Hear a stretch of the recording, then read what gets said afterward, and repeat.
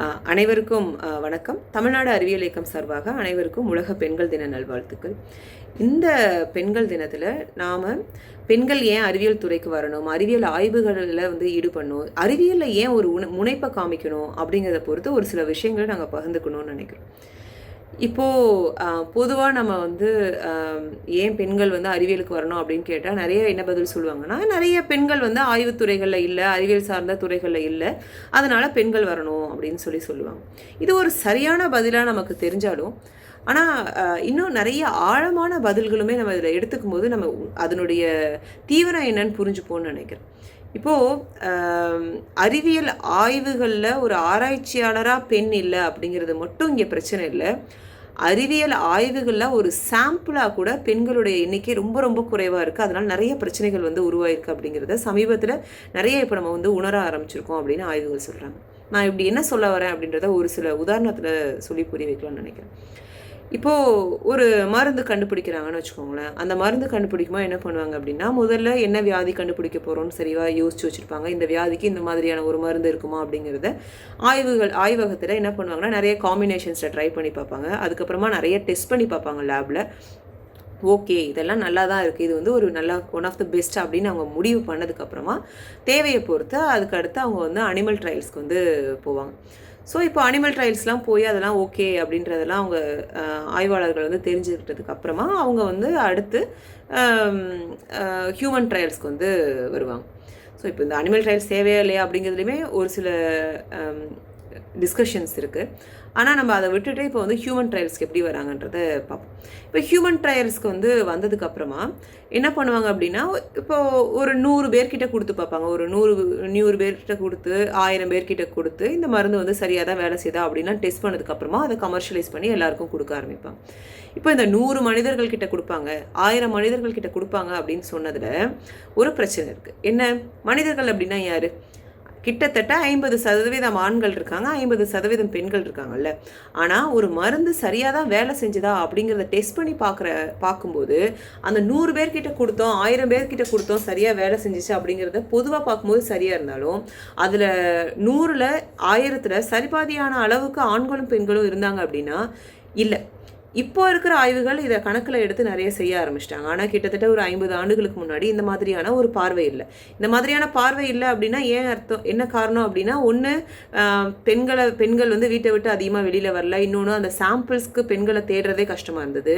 அதெல்லாம் விட இன்னொரு முக்கியமான பிரச்சனை என்ன அப்படின்னா, ஆய்வாளர்களுக்கு பெண்களுடைய ஹார்மோன் சைக்கிள்ஸை பொறுத்து இந்த மருந்து வேலை செய்தா இல்லையா அப்படிங்கிறத டெஸ்ட் பண்ணி சொல்கிறதுல ஒரு டிஃபிகல்ட்டி இருந்தது.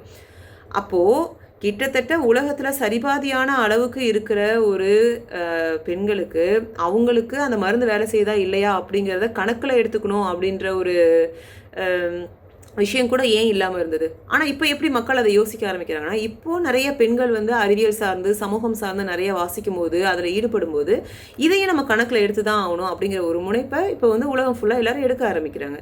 அது மட்டும் இல்லை, இப்போது இது மாதிரி நிறைய நம்ம எக்ஸாம்பிள்ஸ் சொல்ல போகலாம். இப்போ நம்ம ஒரு கார் சேஃபாக இருக்கா இல்லையா அப்படின்னு நம்ம டெஸ்ட் பண்ணுறதுக்காக ஒரு மனிதன் மாதிரியான ஒரு பொம்மையை உட்கார வச்சு அந்த காரை வேகமாக ஒரு இடத்துல இப்படி மோதி பார்ப்பாங்க. அது எந்த அளவுக்கு அது சேஃப்டி இருக்குது அப்படின்றத அதை வச்சு டெஸ்ட் பண்ணாங்கன்னா, இப்போ மனிதன் மாதிரியான ஒரு பொம்மை அப்படின்னு சொன்னால் என்னது, ஒரு சராசரி உயரமுடைய ஒரு இத்தனை ஒரு 70 கிலோ 80 கிலோ 75 கிலோ எடையுடைய ஒரு ஆணுடைய பொம்மையை அந்த அளவில் இருக்கிற மாதிரியான ஒரு பொம்மையை தான் வச்சு பார்க்குறாங்க. இதே பெண்களுக்கு இப்போ செக் பண்ணி பாருங்க அப்படின்னு சொன்னால் என்ன பண்ணுறாங்கன்னா, ஒரு சைஸை மட்டும் ஜஸ்ட் ஷ்ரிங்க் பண்ணி இதுதான் பெண்ணுடைய உடல் அமைப்பு, இதை வச்சு செக் பண்ணி பார்த்துக்கோங்க அப்படின்றாங்க. ஆனால் உண்மையில் அதுதான் இருக்கா? இல்லை இல்லையா? அதே மாதிரி நம்ம சீட் பெல்ட் இப்போ எல்லாரும் கண்டிப்பாக போடணுங்கிறாங்க. இன்றைக்கி நிறைய நகரங்களில் சீட் பெல்ட் போடுறீங்களா இல்லையன்றதை யோசிச்சு பார்க்குறாங்க. அது அப்படின்னு சொல்லிட்டு டெஸ்ட் பண்ணி பார்க்குறாங்க. ஆனால் இன்னும் ஒரு சீட் பெல்ட்டுக்கான ஒரு அமைப்பு கூட, ஒரு வடிவமைப்பு கூட, ஒரு கர்ப்பிணி பெண்ணுக்கு ஏற்ற மாதிரியான ஒரு சீட் பெல்ட்டுடைய வடிவமைப்பு இன்ன வரைக்கும் வரல இல்லை. இப்போது இந்த மாதிரி பெண்கள், ஆனால் இது மாதிரி நிறைய இடத்துல கேப் இருக்குது. ஆனால் பெண்கள் அறிவியல் துறைக்கு வர நிறைய முன்னேற்றம் வருது, பெண்கள் சார்ந்த பிரச்சனைகள் நிறைய பேசப்படுது அப்படிங்கிறாங்க. குறிப்பாக இப்போ ஒரு தாய்ப்பால் சம்பந்தமான ஒரு ஆய்வுகள் கூட பெண்கள் அறிவியல் ஆய்வுகளுக்கு வந்ததுக்கப்புறமா தாய்ப்பால் சம்பந்தமான ஆய்வுகள் கூட அதிகமாக வர ஆரம்பிச்சிருக்கு அப்படின்னு சொல்கிறாங்க. அப்போது அதை பொறுத்து இப்போ நம்ம எந்த மாதிரியான மருந்து எடுத்துக்கிறோம், என்ன மாதிரியான பிரச்சனைகள் இருக்குது அப்படிங்கிறத நமக்கு ஈஸியாக சால்வ் ஆகும் இல்லையா? ரொம்ப இன்னொரு சிம்பிளான எக்ஸாம்பிள், நீங்கள் கூகுளில் போய் ஹார்ட் அட்டாக் அப்படின்னு சொல்லி தேடி பார்த்தீங்க அப்படின்னா ஒரு ஆண் வந்து நெஞ்சு வலிக்குது அப்படிங்கிற மாதிரி பிடிச்சிட்டு இருக்கிற மாதிரியான ஒரு புகைப்படம் தான் இருக்கும். இப்போ இந்த இடத்துல உடனே கேள்வி கேட்க வேண்டியதாக இருக்குது, ஏன் பெண்களுக்கு வந்து இங்கே ஹார்ட் அட்டாக்கே வரலையா அப்படின்னு யோசிக்க வேண்டியிருக்கு. இப்போ சமீபத்திய ஆய்வுகள் என்ன சொல்கிறது அப்படின்னா, ஹார்ட் அட்டாக் வந்தாலும் பெண்களுக்கான சிம்டம்ஸ் வேறு மாதிரி இருக்குது, ஆண்களுக்கான சிம்டம்ஸ் வேறு மாதிரி இருக்குது அப்படின்னு சொல்கிறாங்க. ஆனால் நம்ம பொதுவாக என்ன நினைக்கிறோம், எப்படி ஒரு குறிப்பிட்ட ஒரு ஆணுக்கு வந்து என்ன சிம்டம் இருக்கோ அதுதான் நமக்குன்னு இருக்கும் அப்படின்ற மாதிரி நம்ம வந்து ஒரு நினச்சிக்கிறோம் இல்லையா. ஆனால் இப்போ அந்த ஆய்வுகள் மாற தொடங்கிருக்கு. ஏன்னா பெண்களும் அறிவியல் சார்ந்து பேச ஆரம்பிச்சிருக்காங்க, அறிவியல் ஆய்வுகளை வந்து செய்ய ஆரம்பிச்சிருக்காங்க. இது மாதிரி நம்ம அடுத்து பெண்களுடைய இன்வால்மெண்ட் வந்து எந்த துறையிலெல்லாம் வருதோ அங்கே பெண்களுக்கான பிரச்சனையும் வந்து நிறைய சால்வ் ஆக ஆரம்பிச்சிருக்கு.